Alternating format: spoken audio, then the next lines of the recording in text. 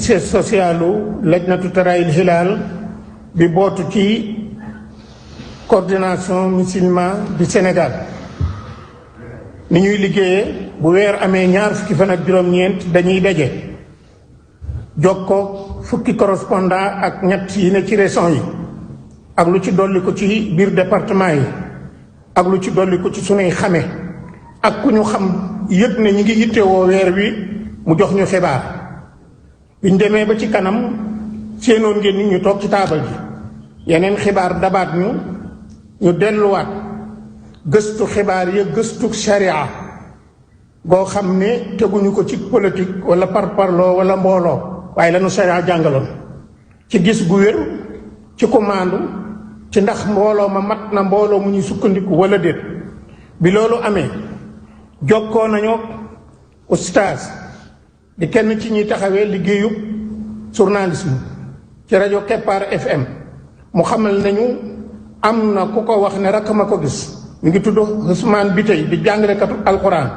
rakkam ju ñuy tuddee Mbay Xadi Bitey ju mbokkal ndey ak baay ca Mbiteyeen ci Tayba Mbitey ci Kawlax muy binaa an ci loolu nag laa doon indi question bi lu waral wuuteeg jullit ñi am ci départu koor gi ak ci warite bi ndax dafay dellu ca fi feeñ weer wi feeñ waayu weer wi wala dafay dellu ci source yi maanaam kilifteef gi mais bala ngeen tontu foofu dama bëggoon indi leeral tuuti man Tayba Mbiteyeen googu laa dëkk. yow fa dëkk waaw fa laa dëkk sama maam moo gor dëkk boobu mooy Abdou Jaxate. allahu akbar. ba mu fa jógee ko sama baay mooy borom dëkk ba Abdou Jaxate tey jii sama mag bu ñuy wax Baram Bitey Baram Bitey mooy borom dëkk ba imaamu jàkka jooja Ibrahima Bitey la tudd sama mag la su ma fa nekkoon tey ci ñi war a doon imaam laa doon su ma fa doon dund tey ci ñi war a doon borom dëkk ba laa doon man foofu laa dëkk. Tayba Mbiteyeen benn la ci région yi wër Kaolack ci fi lu wër Kaolack yépp Mbiteyeen nag boo ne woon Mbiteyeen rek laps dafay am parce que Mbiteyeen Daaru am na Mbiteyeen Abdou am na Mbiteyeen Waalo am na Mbiteyeen Kat Biraan am na Mbiteyeen Xay ñu bax am na bu fekkoon dafa yemoon ci Mbiteyeen rek laps day am mais dafa ne feeñ na ci Mbiteyeen Tayba Mbiteyeen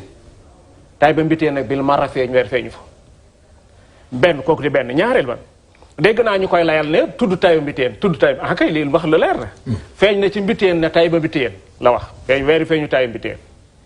bi ci des mooy Tayba Mbiteyeen gi mu wax ne weer wi feeñ na fa tudd fa Ousmane Bitey ak Mbay Xadi Bitey Ousmane Bitey ca Tayba Mbiteyeen benn la jàngale wu alxuraan pièce d'état si lay jaay mi ngi fii défoncé nga xam loolu astaghfirullah Mbay Xadi Bitey ca Tayba Mbiteyeen bil mara amu fa ku tudd Mbay Xadi Bitey di jàngale alxuraan amu Tayba Mbiteyeen amu fa ku tudd Mbay Xadi Bitey doon sëñ daara buy jàngale alxuraan magam tudd Ousmane Bitey di jàngale alxuraan amu Tayba Mbiteyeen bil mara loolu mu bëgg mu leer man foofu laay dëkk ñi ma dégg na ñuy layal ne waaye tudduñ Tayba Mbiteyeen ah kay dafa ne feeñ na ca Mbiteyeen Tayba Mbiteyeen maam dafa ne feeñ na ca Mbiteyeen def taakid mooy lan Tayba Mbiteyeen weer yi feeñ loolu laa bëggoon sayba noo jàngatee